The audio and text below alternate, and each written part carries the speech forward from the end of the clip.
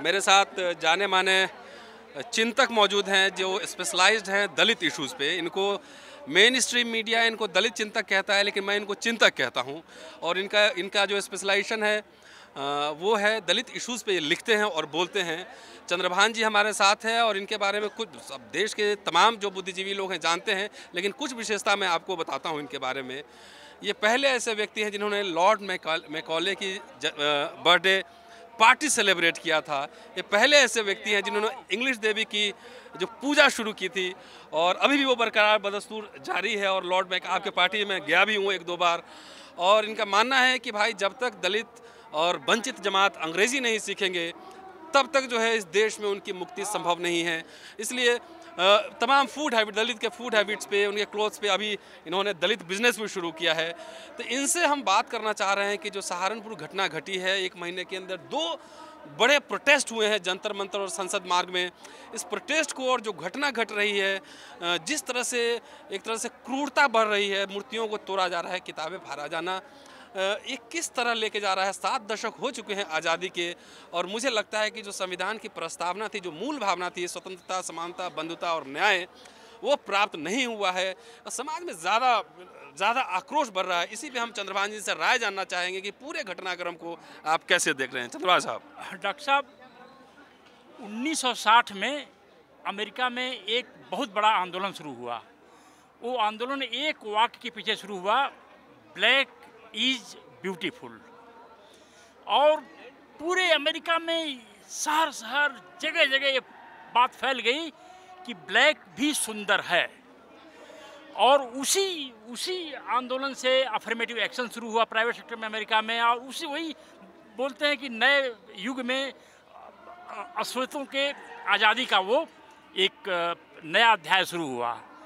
तो जिस दिन सहारनपुर के एक गांव में द ग्रेट चमार का बोर्ड लग गया, उसी दिन दलित क्रांति का झंडा दलित नौजुवकों के हाथ में आ गया। और एक दी ग्रेट चमार बोर्ड ने जाति व्यवस्था को झकझोर दिया। और इस आंदोलन के लीडर जो चंद्रशेखर जी हैं, जिन्होंने मूछ जिस तरह से रखा, तो हिंदू सोसाइटी को लगा कि हमारी मूछ उखाड़ लिया इसने और अपने में लगा लिया।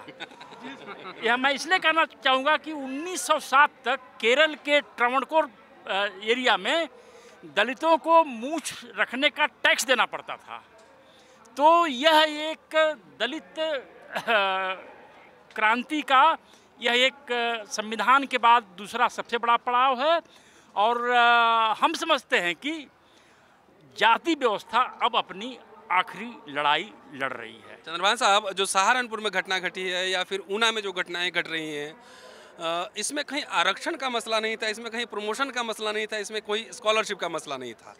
तो क्या ये समझा जाए कि ये 2 संस्कारों के बीच का अंतर विरोध जो है उसका रिफ्लेक्शन है, या फिर जो जिस तरह से पूंजी का विकास हो रहा है समाज में और दलित भी अब अच्छे कपड़े पहन रहे हैं, गाड़ियों में चल रहे हैं, अंग्रेज़ी बोल रहे हैं, जो नई पीढ़ी है, 90 की बाद वाली पीढ़ी, वो स्टाइल में रह रहा है। तो कहीं ना कहीं जो परंपरा, जो मनुवाद जिसको कहते हैं, और जो आधुनिकता है, उसके बीच कहीं 2 सोच का टकराव तो नहीं है ये?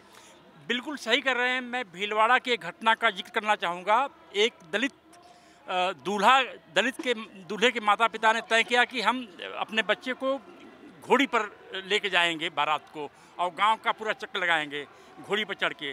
पूरे क्षेत्र में एकदम तूफान मच गया। एसपी को आना पड़ा, जिला प्रशासन आया, पुलिस फोर्स आई, गांव को अपने नियंत्रण में ले लिया और पंचायत हुई। तो पंचायत में जो हिंदू समाज के लोगों का कहना था कि ये मर्सिडीज लाएं, BMW लाएं, उसमें बैठ के जाएं, हमें कोई दिक्कत नहीं है। ये घोड़े की जिद क्यों कर रहे हैं? ये घोड़ा इनको मालूम नहीं किसका है। दूसरा, ये क्यों अपने हाथ में तलवार क्यों लेके चलना चाहते हैं? तो ये बोफोर्स तोप लेके आ जाएं, चलें, हमें कोई दिक्कत नहीं है। तो अब दलित अगर गधे की सवारी करे दलित दूल्हा, तो समाज को कोई आपत्ति नहीं है। दलित ने घोड़े पर सवारी की तो इसका मतलब कि घोड़ा हिंदू व्यवस्था के दरवाजे से दलित ने छीन करके और उस पर सवारी की है। और यह व्यवस्था इतनी कमज़ोर है, हिंदू समाज इतना कमज़ोर है कि जिस भी विदेशी शासक ने इस पर हमला करना चाहा और जीतना चाहा वो हमला किया और जीता। दलित इस समाज को आसानी से हरा सकते हैं। अंबेडकर के 3-4 सूत्र को अगर वो अपने मन में अपना लें। बाबा साहब जब सूट पहनकर जाते थे तो बॉम्बे में लोग कहते हैं वायसराय केवल एक दलित के लिए, एक इंडियन के लिए उठता था अपनी कुर्सी से और हाथ मिलाता था, तो बाबा साहब अम्बेडकर थे। अम्बेडकर के सूट बूट में इतना दम था। और जब लोग बोलते हैं कि जब गांधी जी और नेहरू से बाबा साहब मिलते थे तो इनके कपड़ों से ही उनके आधी ताकत चली जाती थी, खत्म हो जाती थी।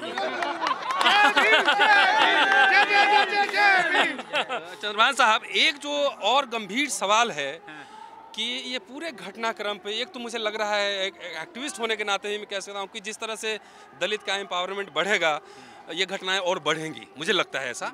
नंबर 2 कि जो पॉलिटिकल क्लास है, जो राजनीतिक वर्ग है, उसमें एक तरह की चुप्पी है और इस चुप्पी को आप कैसे देखेंगे?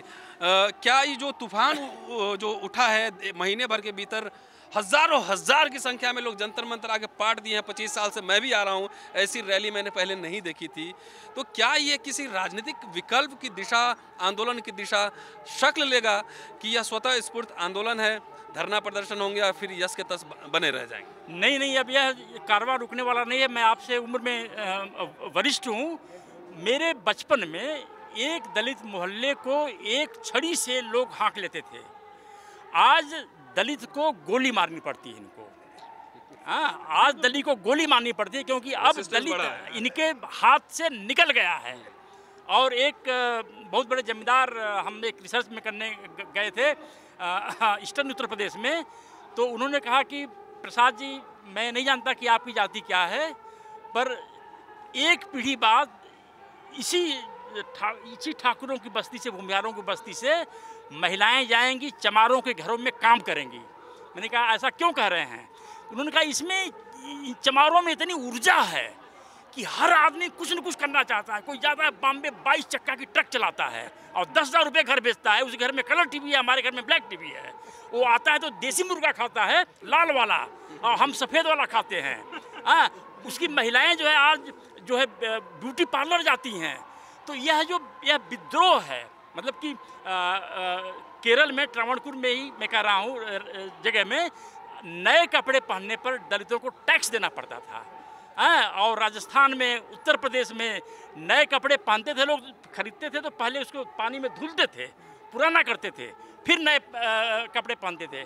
आज दलितों का नेता चंद्रशेखर रावण बुलेट पर चढ़ रहा है, मूछें उसने छीन लिया है हिंदू समाज से, और उनको फॉलो करें हमारे दलित नौजुवक, एकदम टिप टाप होके निकले, मूछें तिरछी रखें।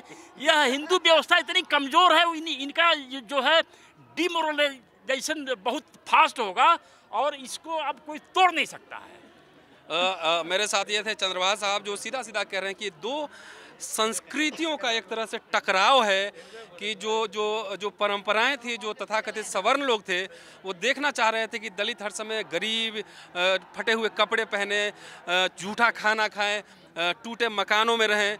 लेकिन धीरे धीरे दलितों की युवा पीढ़ी जो है वो इन सांस्कृतिक मान्यताओं को चुनौती दे रही है, इसलिए टकराव। डॉक्टर मनुस्मृति में स्पष्ट लिखा है कि ये लोग नए कपड़े नहीं पहन सकते।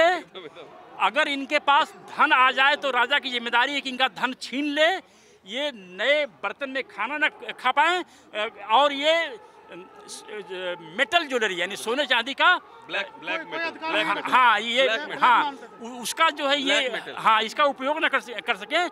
इसलिए मैं कहता हूँ कि दलित मिडिल क्लास है, आज प्राइमरी स्कूल के टीचर को भी 50,000 रुपये तनख्वाह मिलती है, अपनी पत्नी को इतने सोने के गहने पहनाए, इतने सोने के गहने पहनाए कि बैठने के बाद वो उठ न सके, उसकी चमक से अंधे हो जाएंगे। तब यह मनुवाद जो है कमजोर होगा और खत्म होगा। निश्चित रूप से मनुस्मृति मैंने भी देखी है, मैं पढ़ाता भी हूँ, पढ़ता भी हूँ कि उसमें लिखा हुआ है कि दलित के खाने के बर्तन टूटे होने चाहिए और गहने के नाम पे जो काला धातु मतलब लोहा है, लोहा के गहने होने चाहिए, सोना चांदी नहीं होने चाहिए। अब पेशे से तो वैसे मैं शिक्षक हूँ, लेकिन आज अशोक दास जी ने मुझे एक नई भूमिका दी है पत्रकारिता की। मैं कैसा पत्रकार होऊंगा मैं नहीं जानता। मैं कैमरामैन गौतम के साथ मैं डॉक्टर रतनलाल, दलित दस्तक के लिए।